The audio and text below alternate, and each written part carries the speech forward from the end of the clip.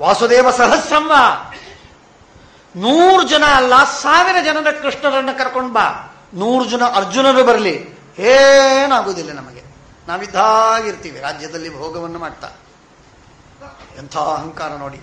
ಈ ರಾಮಾಯಣ ಮಹಾಭಾರತದ ಎರಡೂ ಸಂದರ್ಭದಲ್ಲಿ ಮುಖ್ಯವಾದಂತಹ ಖಳನಾಯಕರೇನಿದ್ದಾರೋ, ಆಚೆ ರಾವಣ ಈಚೆ ದುರ್ಯೋಧನ, ಇವರಿಬ್ಬರೂ ಕೂಡ ಇದ್ದದ್ದೇನು ಅಂದ್ರೆ ಅಹಂಕಾರ.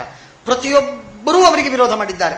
ಕುಂಭಕರ್ಣನನ್ನ ಆರಂಭ ಮಾಡಿಕೊಂಡು ಪ್ರತಿಯೊಬ್ಬರೂ ವಿರೋಧ ಮಾಡಿದರು.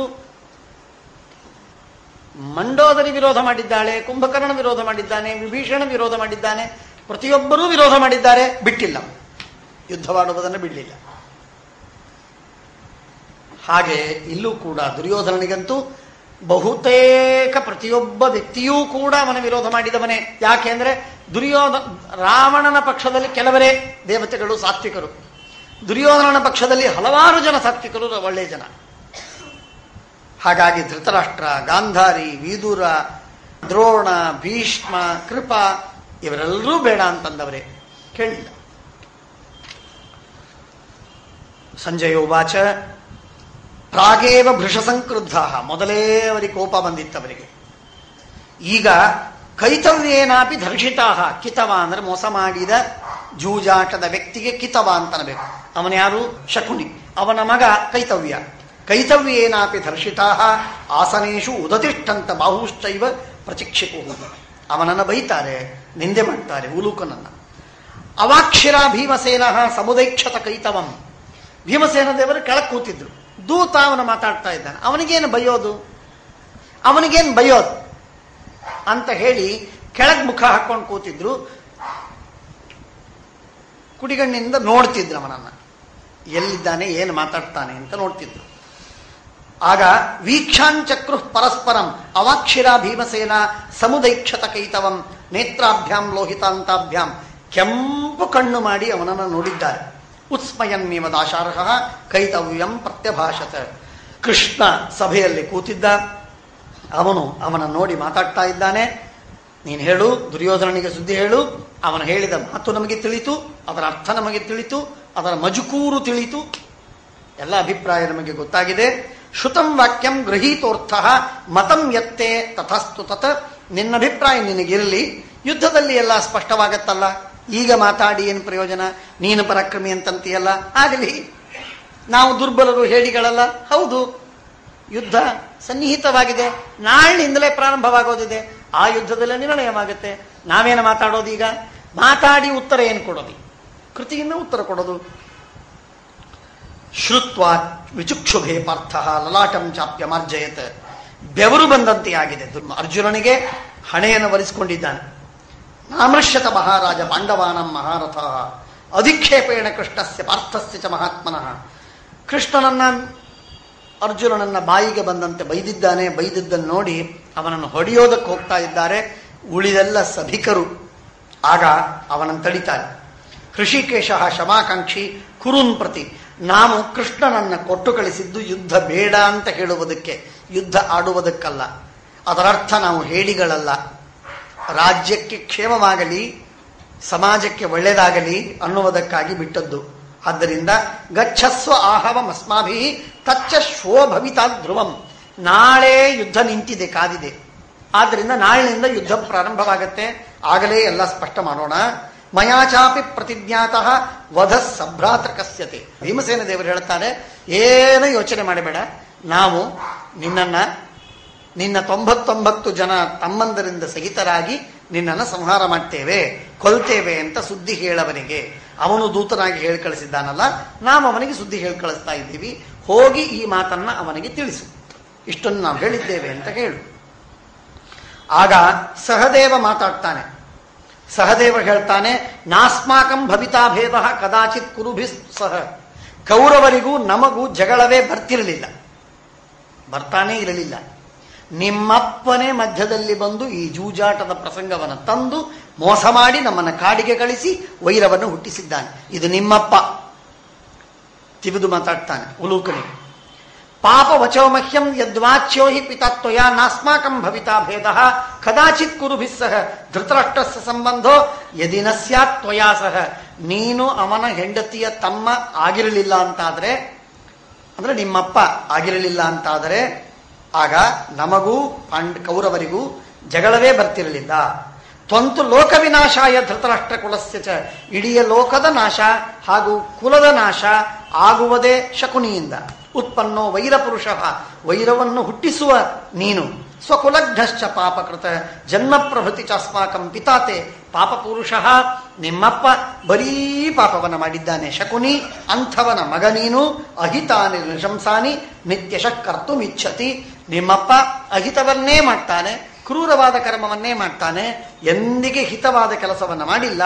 ಅಹಮಾದವು ನಿಹತ್ಯತ್ವಾಂ ಶಕುನೇ ಸಂಪ್ರಪಶ್ಯತಃ, ಶಕುನಿ ನೋಡ್ತಾ ಇರುವಾಗ ನಿನ್ನನ್ನ ನಾನೇ ಸಂಹಾರ ಮಾಡ್ತೇನೆ ಅಂತ ಸಹದೇವ ಉಲೂಕನಿಗೆ ಹೇಳಿ ಕಳಿಸ್ತಾ ಇದ್ದ. ದೂತ ಕಿಮಪರಾಧ್ಯಂತೆ ಯಥೋಕ್ತ ಸ್ಯಾನುಭಾಷಣ. ಮಧ್ಯದಲ್ಲಿ ಅರ್ಜುನ ಬಂದು ಹೇಳ್ತಾನೆ, ನೀನು ಮಾಡೋ ಕೆಲಸ ಮಾಡು ಯುದ್ಧದಲ್ಲಿ, ಈಗ ಹೇಳಬೇಡ. ಈಗ ಅವನನ್ನ ಬೈದೇನ್ ಪ್ರಯೋಜನ? ಆ ದೂತನ ಅಪ್ಪನನ್ನ ಬೈದು ಏನ್ ಪ್ರಯೋಜನ? ಈಗ ಏನಿಲ್ಲ. ಅವನು ದೂತ ಹೇಳುವುದಕ್ಕೆ ಬಂದಿದ್ದಾನೆ, ರಿಪೋರ್ಟ್ ಕೊಡುವುದಕ್ಕೆ ಬಂದಿದ್ದಾನೆ. ರಿಪೋರ್ಟ್ ಅನ್ನು ಕೇಳೋದು, ಅವನಿಗೇನು ಹೇಳಿ ಕಳಿಸೋದಿದೆ ಹೇಳಿ ಕಳಿಸೋದು. ಅವನ ಜೊತೆಗೆ ಯುದ್ಧವಾಡಿ ಅಥವಾ ಕದನ ತೆಗೆದು ಜಗಳಾಡಿ ಏನ್ ಪ್ರಯೋಜನವಿಲ್ಲ. ಕುತ್ಸನಂ ವಾಸುದೇವಸ್ಯ ಮಮಚೈವ ವಿಶೇಷತಃ, ಅದೆಲ್ಲ ನಿಮಗೆ ದುಃಖವಾಗಿದೆ, ಆದರೆ ಅದರ ವಿರೋಧವನ್ನು ಮಾಡಬೇಡಿ. ಅಶಕ್ತ ಸ್ವಯಂ ಆದಾತುಂ ಏತದೇವ ನಪುಂಸಕಂ ಸತ್ವಂ ಪರೇಶಾಂ ವೀರ್ಯೇಣ ಆತ್ಮಾನಂ ಬಹುಮನ್ಯತೆ. ದುರ್ಯೋಧನ ಏನು ಹೇಳಿ ಕಳಿಸಿದ್ದಾನೆ? ನಮ್ಮ ಭೀಷ್ಮರು ಇಂಥವರು, ದ್ರೋಣಾಚಾರ್ಯ ಇಂಥವರು, ಕರ್ಣ ಇಂಥವ, ಅಶ್ವತ್ಥಾಮ, ಕೃಪಾಚಾರ್ಯರು, ದುಶ್ಯಾಸನ ಇವರೆಲ್ಲರೂ ಪರಾಕ್ರಮಿಗಳು ಅಂತ ಹೇಳ್ತಾ ಇದ್ರು. ಹೌದಲ್ಲ? ಅದರ ಅರ್ಥ ಏನು ಅಂದ್ರೆ, ಇನ್ನೊಬ್ಬರ ಪರಾಕ್ರಮದಿಂದ ನೀನು ರಾಜ್ಯವನ್ನು ಕಟ್ಟುವವ ಅಂದ್ರೆ ನಿನ್ನ ಸ್ವಂತ ಪರಾಕ್ರಮ ಇಲ್ಲ ಎಂದು ತೋರಿದ್ದು ಹೇಳು. ಇಂಥವನು ನಪುಂಸಕ, ಅವನು ಪುರುಷನ. ಅವನು ಇನ್ನೊಬ್ಬರ ಪರಾಕ್ರಮವನ್ನು ಹೇಳ್ತೀಯಲ್ಲ ನೀನು, ಅವರಿಂದ ನೀನು ದೊಡ್ಡವ ಅಂತ ಹೇಳ್ಕೋಬೇಡ. ನಿನ್ನ ಪರಾಕ್ರಮವನ್ನು ತೋರಿಸು. ಯಾವ ಕಾಳಗದಲ್ಲಿ, ಯಾವ ಕದನದಲ್ಲಿ, ಯಾವ ಯುದ್ಧದಲ್ಲಿ, ಯಾವ ರಾಜರನ್ನ, ಯಾವ ಶತ್ರುಗಳನ್ನ ಸೋಲಿಸಿದ್ದಿ ಹೇಳು. ದುರ್ಯೋಧನ ಸುದೈವದಿಂದ ಅಥವಾ ದುರ್ದೈವದಿಂದ ಎಲ್ಲೆಲ್ಲೂ ಯುದ್ಧವಾಡ್ಲಿಕ್ಕೆ ಹೋಗಲೇ ಇಲ್ಲ. ಅವನು ಮನೆಯಲ್ಲೇ ಕೂತಿದ್ದ, ಗಾಂಧಾರಿ ಕೊಟ್ಟ ಅಳ್ಳಿಟ್ಟು ತಿಂತ ಮನೆಯಲ್ಲಿ ಕೂತಿದ್ದ. ಎಂದೆಂದಿಗೂ ಯುದ್ಧಕ್ಕೆ ಹೋಗಿಲ್ಲ. ಎಲ್ಲಿ ಹೋಗಿದ್ದಾನೆ ಅಲ್ಲಿ ಸೋತು ಬಂದಾನೆ. ಭಾರಿ ವಿಚಿತ್ರವಾಗಿದೆ. ಇಡೀ ಮಹಾಭಾರತದ ಅಧ್ಯಯನವನ್ನು ಮಾಡಿ ಒಂದು ಕಡೆಗೆ ದುರ್ಯೋಧನ ಈ ತರಹ ಯುದ್ಧವನ್ನಾಡಿದ, ಗೆದ್ದು ಬಂದ ಅಂತ ನಮ್ಮ ಮಾತೇ ಇಲ್ಲ. ಒಂದೇ ಒಂದು ಸಲ ಯುದ್ಧಕ್ಕೆ ಹೋದದ್ದು, ಅದು ವಿವಾಹದ ಸಂದರ್ಭದಲ್ಲಿ. ಆ ವಿವಾಹದ ಸಂದರ್ಭದಲ್ಲಿ ಯುದ್ಧಕ್ಕೆ ಹೋದಾಗಲೂ ಕೂಡ ಇವನು ಸೋತ. ಕೊನೆಯಲ್ಲಿ ಕರ್ಣ ಗೆದ್ದು ಬಂದ, ಅದರಿಂದ ಇವನಿಗೆ ಗೆಲುವು ಬಂತು. ಆ ಕರ್ಣನೂ ಕೂಡ ಆ ಒಂದು ಸಲ ಬಿಟ್ಟರೆ ಬೇರೆ ಸಂದರ್ಭದಲ್ಲಿ ಯುದ್ಧವಾಡಿದ್ದೂ ಇಲ್ಲ, ಗೆದ್ದದ್ದೂ ಇಲ್ಲ. ಸಮಗ್ರವಾದ ಮಹಾಭಾರತವನ್ನು ನಿಮ್ಮ ಮುಂದೆ ಇಡ್ತೇನೆ. 3 ವರ್ಷ ಅಧ್ಯಯನ ಮಾಡಿ. ಎಷ್ಟು ವರ್ಷ? 3 ವರ್ಷ. 3 ವರ್ಷ ಅಧ್ಯಯನ ಮಾಡಿ ಕರ್ಣ ಎಷ್ಟು ಕಡೆಗೆ ಯುದ್ಧವಾಡಿದ, ಎಷ್ಟು ಕಡೆಗೆ ಗೆದ್ದು ಬಂದ, ಇದನ್ನು ತೋರಿಸಿ ಸಾಕು. ಎಷ್ಟು ಕಡೆಗೆ ಯುದ್ಧವಾಡಿದ, ಎಷ್ಟು ಕಡೆಗೆ ಗೆದ್ದು ಬಂದ, ಇದನ್ನು ತೋರಿಸಿ. ಮಹಾಭಾರತ ಸ್ಪಷ್ಟ ಪುರಾವೆ ಪ್ರಮಾಣವಾಗಿದೆ. ಬರೀ ಕರ್ಣನ ಪ್ರಶಂಸೆ ಜಗತ್ತಿನಲ್ಲಿ ನಡೆಯುತ್ತೆ, ಆದರೆ ವಸ್ತುಸ್ಥಿತಿ ಏನು ಅಂತ ಅನ್ನೋದು ಯಾರಿಗೆ ಗೊತ್ತಿಲ್ಲ. ಅದು ಜಾತೀಯತೆ ಅಲ್ಲಿ ಮುಖ್ಯ ಕಾರಣವಾದದ್ದು. ಅದು ಜಾತೀಯತೆ ಕಾರಣವಾದ. ಅಲ್ಲಿ ಕರ್ಣನ ಪ್ರೇಮ ಇನ್ಯಾವ ಕಾರಣಕ್ಕಲ್ಲ, ಅವನು ಜಾತೀಯತೆಯಲ್ಲಿ ಕಾರಣ. ಕರ್ಣ ಪರಾಕ್ರಮಿ ಅಲ್ಲ ಅಂತ ನಾನು ಹೇಳ್ತಾ ಇಲ್ಲ, ಮಹಾಪರಾಕ್ರಮಿ, ವಿವಾದವೇ ಇಲ್ಲ. ಆದರೆ ಎಲ್ಲಿ ಗೆದ್ದು ಬಂದದ್ದಿಲ್ಲ. 1-1.5 ಯುದ್ಧಗಳೆಲ್ಲ ಬಿಟ್ರೆ ಇಷ್ಟು ವಿಚಿತ್ರವಾಗಿದೆ. ಅಶಕ್ತ ಸ್ವಯಂ ಆದಾತುಂ ಏತದೇವ ನಪುಂಸಕಂ ಸತ್ವಂ ಪರೇಶಾಂ ವೀರ್ಯೇಣ ಆತ್ಮಾನಂ ಬಹುಮನ್ಯಸೆ. ಅವರು ಪರಾಕ್ರಮಿಗಳಾಗಿದ್ದಾರೆ, ಅವರು ನನ್ನ ಪಾರ್ಟಿಯಲ್ಲಿದ್ದಾರೆ, ಆದ್ರಿಂದ ನಾನು ದೊಡ್ಡವ. ಇಂಥವರು ಪರಾಕ್ರಮಿಗಳು, ಅವರು ನನ್ನ ಪಾರ್ಟಿಯಲ್ಲಿದ್ದಾರೆ, ಆದ್ರಿಂದ ನಾನು ದೊಡ್ಡವ. ಅರೆ, ನಿನ್ ಪಾರ್ಟಿಯಲ್ಲಿದ್ದ ಜನರು ದೊಡ್ಡವರು, ನೀನೇನು? ನೀನ್ ಷಂಢ, ನೀನ್ ನಪುಂಸಕ. ಹೇಳಿ ನೀನು. ಸ್ವಯಂ ಕಾಪುರುಷೋ ಮೂಢ ಪರಾಂಶ್ಚ ಕ್ಷಿಪ್ತುಮಿಚ್ಛಸಿ ಯಸ್ತ್ವಂ ವೃದ್ಧಂ ಸರ್ವರಾಜ್ಞಂ ಹಿತಬುದ್ಧಿಂ ಜಿತೇಂದ್ರಿಯಂ ಮರಣಾಯ ಮಹಾಪ್ರಾಜ್ಞಂ ದೀಕ್ಷಯಿತ್ವ ವಿಕಥಸೆ. ನಹ ನಿಶ್ಯಂತಿ ಗಂಗೆಯಂ ಪಾಂಡವ ಘೃಣಗೇತಿ. ಭೀಷ್ಮಾಚಾರ್ಯ ಸರ್ವೋತ್ತಮರು, ಮಹಾಜ್ಞಾನಿಗಳು, ಮಹಾವಿದ್ವಾಂಸರು, ಪರಾಕ್ರಮಿಗಳು, ನಮ್ಮ ವಂಶದ ಮೂಲಪುರುಷರು. ಅಂಥ ಪುರುಷರನ್ನ ಬಲೆಯಲ್ಲಿ ಸಿಕ್ಕಿಸಿಕೊಂಡು ಅವರನ್ನ ಯುದ್ಧಕ್ಕೆ ನಿಲ್ಲಿಸಿ ಅವರನ್ನು ಕೊಲ್ಲುವ ಪ್ರಯತ್ನ ಮಾಡ್ತಾ ಇದ್ದೀಯಲ್ಲ ನೀನು. ಅಂದ್ರೆ ನೀನೇನ್ ತಿಳ್ಕೊಂಡಿದ್ದಿ, ಅವರನ್ನ ಸೇನಾಪತಿಯಾಗಿ ಮೊದಲಿನ ದಿನ ನಮ್ಮ ಎದುರು ನಿಲ್ಲಿಸಿದ್ರೆ ನಾವು ಆ ಭೀಷ್ಮರನ್ನು ಹೇಗೆ ಕೊಲ್ಲೋದು ಅಂತ ಸಂಕೋಚದಿಂದ ಅಸ್ತ್ರವನ್ನ ಬಿಟ್ಟು ಬಿಡ್ತೇವೆ, ಶಸ್ತ್ರಯುದ್ಧವನ್ನ ಮಾಡುವುದಿಲ್ಲ, ಯುದ್ಧವನ್ನಾಡದೆ ನಾವು ತಿರುಗಿ ಹೋಗ್ತೇವೆ ಅಂತ ಭಯವನ್ನು ನಮಗೆ ಹುಟ್ಟಿಸುವುದಕ್ಕೆ, ದಾಕ್ಷಿಣ್ಯದಲ್ಲಿ ನಮ್ಮನ್ನ ತೊಡಗಿಸುವುದಕ್ಕೆ ನೀನು ಈ ಉಪಾಯವನ್ನು ಹುಡ್ತಾ ಇದ್ದೀಯಾ? ಸಾಧ್ಯವಿಲ್ಲ. ಭೀಷ್ಮರೇ ನಿಲ್ಲಿ, ಯಾರೇ ನಿಂತ್ಕೊಳ್ಳಿ, ಅವರನ್ನು ಯುದ್ಧವಾಡಿ ಕೊಲ್ಲೋದೇ ನಾವು ಬಿಡುವುದೇ ಇಲ್ಲ. ಇದನ್ನು ಧರ್ಮರಾಜ ಹೇಳಿ ಕಳಿಸ್ತಾ ಇದ್ದಾನೆ. ಇಂಥ ಮಾತುಗಳು ಧರ್ಮರಾಜನ ಬಾಯಿಯಲ್ಲಿ ಬರಬೇಕಾದ್ರೆ ಟ್ರೈನಿಂಗ್ ಎಷ್ಟಾಗಿರ್ಬೇಕು ನೋಡಿ, ಹಿಂದೆ ಎಷ್ಟು ಸಂತಾಪವಾಗಿರ್ಬೇಕು ನೋಡಿ. ಎಷ್ಟು ಸಂತಾಪವಾದರೂ ಅವನೇನು ಬಿಸಿಯಾಗುವವನಲ್ಲ, ಆದರೆ ಟ್ರೈನಿಂಗ್ ಚೆನ್ನಾಗಾಗಿದೆ. ದ್ರೌಪದಿ ದೇವಿ, ಭೀಮಸೇನ್ ದೇವರು, ಅರ್ಜುನ ಇವರೆಲ್ಲರೂ ಚೆನ್ನಾಗಿ ಮಾತುಗಳನ್ನು ಹೇಳಿ ಅವನನ್ನು ಸಿದ್ಧಪಡಿಸಿದ್ದಾರೆ. ಯಸ್ಯ ವೀರ್ಯಂ ಸಮಶ್ಯತ್ಯದಾರ್ಥರಾಷ್ಟ್ರ ವಿಕಥಸೆ ಹಂತಾಸ್ಮಿ ಪ್ರಥಮಂ ಭೀಷ್ಮಂ. ಅರ್ಜುನ ಹೇಳ್ತಾನೆ, ಯಾವ ಭೀಷ್ಮರ ಪರಾಕ್ರಮದ ಮೇಲೆ ರಾಜ್ಯವನ್ನು ಗಳಿಸಬೇಕು ಅಂತನ್ನುವ ಸ್ವಪ್ನವನ್ನು ಕಾಣ್ತಾ ಇದ್ದೀಯೋ ಆ ಭೀಷ್ಮರನ್ನ ಮೊದಲಿಗೆ ಸಂಹಾರ ಮಾಡ್ತೇವೆ, ಏನು ವಿಚಾರ ಮಾಡಬೇಡ. ಅದಾದ ಮೇಲೆ ಉಳಿದವರು. ನಾಳೆ ಇದೆ, ಇವತ್ತು ರಾತ್ರಿ ಮಾತ್ರ ಕಡಿಬೇಕು. ಸಾಯಂಕಾಲ ಬಂದಿದ್ದಾನ, ಸಾಯಂಕಾಲ ಉಲೂಕ ಬಂದಿದ್ದಾನೆ. ಹೇಳ್ತಾರೆ ಇವತ್ತು ರಾತ್ರಿ ಮಾತ್ರ ಕಡಿಬೇಕು, ನಾಳೆ ಬೆಳಿಗ್ಗೆ ಯುದ್ಧ. ಬೆಳಿಗ್ಗೆ ಯುದ್ಧದಲ್ಲೇ ಶುರುವಾಯಿತು, ನಮ್ಮ ಪರಾಕ್ರಮವನ್ನು ತೋರಿಸ್ತೇವೆ. ಶೋಭೂತೆ ಕಥನಾವಾಕ್ಯಂ ಜಿಜ್ಞಾಸ್ಯತೆ ಸುಯೋಧನ ಯದುಕ್ತಶ್ಚ ಸಭಾ ಮಧ್ಯೆ ಪುರುಷೋ ಹಸ್ವದರ್ಶನ ಕ್ರುದ್ಧೇನ ಭೀಮಸೇನೇನ ಭ್ರತ ದುಶಾಸನಸ್ತವ ಅಧರ್ಮಜ್ಞೋ ನಿತ್ಯವೈರಿ. ಆಗ ಹೇಳ್ತಾರೆ, ಅಭಿಮಾನ, ದರ್ಪ, ಕ್ರೋಧ, ಪಾರುಷ್ಯ, ನಿಷ್ಠುರತೆ, ಸೊಕ್ಕು, ಆತ್ಮಸಂಭಾವನೆ, ತನ್ನನ್ನು ತಾನು ಗೌರವಿಸಿಕೊಳ್ಳುವ ಸ್ವಭಾವ, ನೀಚವೃತ್ತಿ, ತೀಕ್ಷ್ಣತೆ, ತಿವಿದು ಮಾತಾಡುವುದು, ಧರ್ಮವಿದ್ವೇಷ, ಅಧರ್ಮ, ಅತಿಯಾಗಿ ಮಾತಾಡುವುದು, ವೃದ್ಧರನ್ನು ಮೀರುವುದು, ನಾನಾ ವಿಧವಾದ ಮಾತುಗಳನ್ನಾಡುವುದು, ಇದೆಲ್ಲ ಕೆಟ್ಟ ಕರ್ಮಗಳ ಫಲವನ್ನ ನಾನು ನಿನಗೆ ಉಣಿಸ್ತೇನೆ. ನಾಳೆನೆ ಆ ಫಲವನ್ನು ಕಾಣ್ತೀನಿ. ನೀನು ಉಭಯೋರಂತರಂ ವೇದ ಸೂನೃತಾನೃತಯೋರಪಿ ಅಂತಾನೆ. ನಮಗೂ ಅವನಿಗೂ ಸಾಮ್ಯವಿದೆ ಅಂತ. ಏನ್ ಸಾಮ್ಯವಿದೆ? ನಾವಾಡುವ ಮಾತು ಅವನಾಡುವ ಮಾತುವಿಗೆ ಎಂದಾದರೂ ಸಾಮ್ಯವಿದೆಯಾ? ನಚಾಹಂ ಕಾಮಯೇ ಪಾಪಂ ಅಪಿ ಕೀಟ ಪಿಪೀಲಯೋ. ಧರ್ಮರಾಜ ಅಂತಾನೆ, ಒಂದು ಸಣ್ಣ ಹುಳಕ್ಕೂ ದುಃಖವಾಗಬೇಕು ಅಂತ ನಾನು ಅಪೇಕ್ಷೆ ಪಡುವುದಿಲ್ಲ. ಅವನ ಕಾರಣದಿಂದ 18 ಅಕ್ಷೌಹಿಣಿ ಸೈನ್ಯ ಇವತ್ತಿನ ದಿನ ಮಡಿತಾ ಇದೆ, ಸಾಯ್ತಾ ಇದೆ. 18 ಅಕ್ಷೌಹಿಣಿ ಸೈನ್ಯವನ್ನು ನಾಶ ಮಾಡುವುದಕ್ಕೆ ತೊಡಗಿದ, ಹಠದಿಂದ ಛಲದಿಂದ ತೊಡಗಿದಂತಹ ದುರ್ಯೋಧನೆಯಲ್ಲಿ ಒಂದು ಕೀಟ ಪಿಪೀಲಿಕೆಗಳಿಗೂ ತೊಂದರೆ ಆಗಬಾರದು ಅಂತ ನೋಡಿಕೊಳ್ಳುವ ನಾನೆಲ್ಲಿ? ನನಗೂ ಅವನಿಗೂ ಬಹಳ ಅಂತರವಿದೆ. ಉಲೂಕನಿಗೆ ಹೇಳಿ ಕಳಿಸ್ತಾ ಇದ್ದಾನೆ ಧರ್ಮರಾಜ. ಗೃಧ್ರೋಧರೇವಾ ವಸ್ತವ್ಯಂ ಪುರೇವಾ ನಗಸಾಪೋಯೆ. ನಾಳಿನ ಯುದ್ಧ ಗೊತ್ತು ಮಾಡ್ತದೆ, ನಿನ್ನ ನಿಶ್ಚಯ ಮಾಡ್ತದೆ, ಜಡ್ಜ್ಮೆಂಟ್ ಕೊಡುತ್ತೆ. ಈ ದುರ್ಯೋಧನ ಗೃಧ್ರದ ಹೊಟ್ಟೆಯಲ್ಲಿ ಕೂತ್ಕೋಬೇಕೋ, ಹೊದ್ದಿನ ಹೊಟ್ಟೆಯಲ್ಲಿ ಮಾಂಸದ ತುಂಡಾಗಿ ಬಿದ್ಕೊಂಡಿರ್ಬೇಕೋ, ಅಥವಾ ಹಸ್ತಿನಪುರದಲ್ಲಿ ರಾಜ್ಯದ ಮೇಲೆ ಸಿಂಹಾಸನವನ್ನೇ ಏರಿ ಆಳಬೇಕು, ಇದನ್ನ ನಾಳಿನ ಯುದ್ಧ ನಿರ್ಣಯ ಮಾಡತ್ತೆ. ಹೇಳ್ಕಳಿಸವನಿಗೆ ಅಂತ ಹೇಳ್ತಾನೆ. ಗೃಧ್ರೋದರೇವಾ ವಸ್ತವ್ಯಂ. ಎಂಥ ಮಹತ್ವದ ಮಾತಿದೆ ನೋಡಿ. ನೀನು ಸತ್ತಾಗ ಹದ್ದುಗಳು ಬಂದು ನಿನ್ನನ್ನು ತಿನ್ನತ್ತೆ. ತಿಂದಾಗ ನಿನ್ನ ಮಾಂಸವಾಗಿ ನೀನು ಆ ಹಕ್ಕಿಗಳ ಹೊಟ್ಟೆಯಲ್ಲಿ, ಹದ್ದುಗಳ ಹೊಟ್ಟೆಯಲ್ಲಿ ಇರ್ತಿ. ಹಾಗೆ ನೀನು ಇರುವುದಕ್ಕೆ ನೀನು ಯೋಗ್ಯನೋ, ಅಥವಾ ಹಸ್ತಿನಪುರದಲ್ಲಿ ಸಿಂಹಾಸನದ ಮೇಲೇರಿ ರಾಜ್ಯವನ್ನಾಳುವುದಕ್ಕೆ ನೀನು ಸಮರ್ಥನೋ, ಇದು ನಾಳಿನ ಯುದ್ಧದಲ್ಲಿ ನಿರ್ಣಯವಾಗತಕ್ಕದ್ದು. ಗೃಧ್ರೋದರೇವಾ ವಸ್ತವ್ಯಂ ಪುರೇವಾ ನಾಗಸಾಹ್ವಯೇ ದುಶ್ಯಾಸನಸ್ಯ ರುಧಿರಂ ಹತ್ವಾ ಪಾಸ್ಯಾಮ್ಯಹಂ ಮೃಧೆ. ನಿಶ್ಚಿತವಾಗಿ ನಾಳೆ ಬಂದೇ ಬರಲಿ, ದುಶ್ಯಾಸನನ ರಕ್ತವನ್ನ ಕುಡಿಯೋದು ನಿಶ್ಚಿತ. ಸತ್ಥಿನೀತವ ಭಂಕ್ತೈವ ಹತ್ವಾಹಿತವ ಸೋದರಾನ್. ನಿನ್ನ ಎಲುಬು ಮುರಿದು ನಿನ್ನನ್ನು ಬಿಡಿಸ್ತೇನೆ. ಸರ್ವೇಷಾಂ ಧರ್ತರಾಷ್ಟ್ರಾಣಾಂ ಅಹಂ ಮೃತ್ಯು ಸುಯೋಧನ. ಇದು ಭೀಮಸೇನ ದೇವರು ಏನು ಪ್ರತಿಜ್ಞೆ ಮಾಡಿದರೋ ಈ ಮಾತನ್ನ ನಡೆಸಿ ತೋರಿಸಿದ್ರು, ಕೊನೆವರೆಗೆ ನಡೆಸಿ ತೋರಿಸಿದ್ರು. 100 ಜನ ಅಣ್ಣ ತಮ್ಮಂದ್ರಿದ್ರೆ ಅವರಲ್ಲಿ ಒಬ್ಬನನ್ನೂ ಬಿಡ್ಲಿಲ್ಲ, ಒಬ್ಬನನ್ನೂ ಬೇರೆಯವರು ಸಂಹಾರ ಮಾಡ್ಲಿಕ್ಕೆ ಅವಕಾಶ ಕೊಡಲಿಲ್ಲ. ಭೀಮಸೇನ ದೇವರು 100 ಜನರನ್ನ ಸ್ವಯಂ ಭೀಮಸೇನ ದೇವರು ಸಂಹಾರ ಮಾಡಿದ್ರು. ಅದು ದೇವರಿಗೆ, ನಾವು ಹೇಗೆ ದೇವರಿಗೆ ವಿಶೇಷವಾಗಿ ಏನಾದರೂ ಬೇಡ್ಕೊಂಡಿರ್ತೇವಲ್ಲ, ಬೇಡಿಕೊಂಡು 100 ತೆಂಗಿನಕಾಯಿ ಬಿಡಿಸ್ತೇನೆ ಅಂತ ದೇವರಿಗೆ ಬೇಡ್ತೇವೆ, ಹಾಗೆ ಈ 100 ಪಶುಗಳನ್ನು ಯಜ್ಞದಲ್ಲಿ ಸಂಹಾರ ಮಾಡ್ತೇನೆ ಅಂತ ಭೀಮಸೇನ ದೇವರು ಪ್ರತಿಜ್ಞೆ ಮಾಡಿ ದೇವರಿಗೆ ಸಮರ್ಪಣೆ ಮಾಡಿದ್ದು 100 ಜನರನ್ನು. ವಿಚಿತ್ರ ಏನು ಅಂದರೆ ಭೀಮಸೇನ ದೇವರು ಒಂದು ಸಲವೂ ಕೂಡ ಆಪತ್ತು ಬಾರದಿದ್ದಾಗ ಒಂದು ಸಲವೂ ಭೀಷ್ಮ ದ್ರೋಣ ಇವರ ಜೊತೆಗೆ ಯುದ್ಧವಾಡಲಿಲ್ಲ. ಯಾಕೆ ಅಂದರೆ ಅವೈಷ್ಣವರ ಜೊತೆಗೆ ಯುದ್ಧವಾಡಿ ಅವೈಷ್ಣವರನ್ನು ಕೊಲ್ಲುವುದು ಅಂದರೆ ವಿಷ್ಣು ದ್ರೋಹಿಗಳನ್ನು ಸಂಹಾರ ಮಾಡುವುದೇ ಹೊರತು ವಿಷ್ಣು ಭಕ್ತರಾದವರನ್ನ ಸಾತ್ವಿಕರ ಜೊತೆಗೆ ಯುದ್ಧವಾಡಲಿಕ್ಕಿಲ್ಲ, ಸಾತ್ವಿಕರನ್ನ ಸಂಹಾರ ಮಾಡಲಿಕ್ಕಿಲ್ಲ.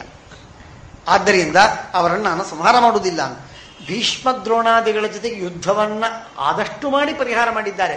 1-2 ಪ್ರಸಂಗದಲ್ಲಿ ಮಾತ್ರ ದ್ರೋಣಾಚಾರ್ಯ ಜೊತೆಗೆ ಯುದ್ಧವಾಡುವ ಅನಿವಾರ್ಯತೆ ಬಂತು. ಆಗ ದ್ರೋಣಾಚಾರ್ಯನ ಯುದ್ಧವಾಡಿದ್ದಾರೆ. ಅಶ್ವತ್ಥಾಮರ ಜೊತೆಗೆ ಯುದ್ಧವಾಡುವ ಪ್ರಸಂಗ ಬಂತು. ಆಗ ಅಶ್ವತ್ಥಾಮಾಚಾರ್ಯ ಜೊತೆಗೆ ಯುದ್ಧವಾಡಿದ್ದಾರೆ. ಇಲ್ಲದೇ ಇದ್ರೆ ಯುದ್ಧವಾಡುವುದಿಲ್ಲ ಅಂತ ಹೇಳಿದರು.